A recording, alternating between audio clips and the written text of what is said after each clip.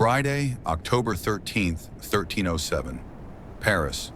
Before dawn breaks over the city, before merchants open their shutters or bells call the faithful to prayer, sealed orders move silently through the streets, wax still warm, names already chosen, because this morning an empire without borders will be destroyed not by armies, but by betrayal. And to understand how it ends, we must first understand how it rose. 2 centuries earlier, in the aftermath of the First Crusade, when Jerusalem had fallen and pilgrims poured into the Holy Land only to be robbed or killed on lawless roads, a small group of knights took vows of poverty, chastity, and obedience, calling themselves the poor fellow soldiers of Christ, sleeping in armor, praying in stone chapels, and fighting not for land or titles but for salvation. And at first they owned nothing, yet kings noticed their discipline, popes noticed their devotion, and slowly privilege replaced poverty, protection replaced vulnerability, and the Knights Templar became something no medieval world had ever seen. An order that crossed borders, answered only to the Pope, and operated beyond the reach of kings, guarding trade routes, building fortresses, and most importantly, inventing a system that changed history forever, a financial network that allowed money to move safely across continents,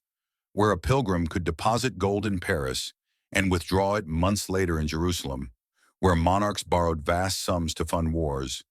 where treasuries trusted Templar vaults more than their own,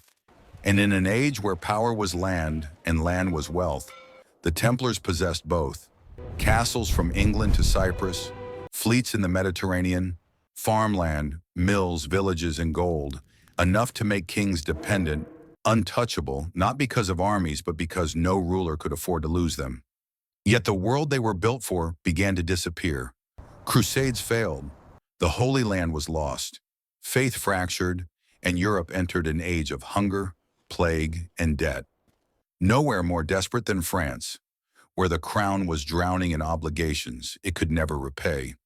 And the largest creditor was not another king, but the Knights Templar themselves, men who owed loyalty to God rather than the throne. And in the mind of a desperate ruler, this was no longer protection, it was a threat, because power that cannot be controlled must be destroyed, and so swords were replaced with accusations. Whispers spread through courts and churches, claims of secret rituals, denial of Christ, idol worship, crimes so shocking they needed no proof, only fear, and fear was enough, especially when confessions could be extracted under pain. Bodies stretched, bones broken, words spoken simply to make the suffering stop. And then the plan was set in motion with chilling precision, a single coordinated strike across France. Arrest time so no warning could spread, because on that October morning, doors were smashed open, torches flooded monasteries, knights who had faced armies were dragged from their beds in chains, their wealth seized, their records destroyed, their order condemned in trials where verdicts were written before testimony began, where judges obeyed the crown and truth no longer mattered, and some confessed to survive, others recanted and were burned alive, until finally the Grand Master himself, old, broken, and defiant, was paraded through Paris and offered life in exchange for silence, and he refused, choosing fire over submission, calling for divine judgment as the flames consumed him. And with his death, 200 years of power vanished into smoke, castles emptied, banners torn down, the most powerful order in Christendom erased from existence, not because it was weak, not because it lost a war, but because it had become too independent, too wealthy, too powerful to be tolerated.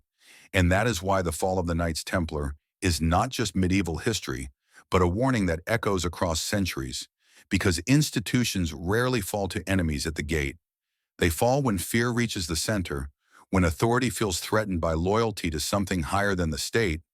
because whenever belief, wealth, and independence collide with power, betrayal becomes a weapon, and empires are not always destroyed by invasion or revolution. Sometimes they are destroyed quietly, efficiently, with ink, wax, sealed orders, and a single signature written in the dark before dawn.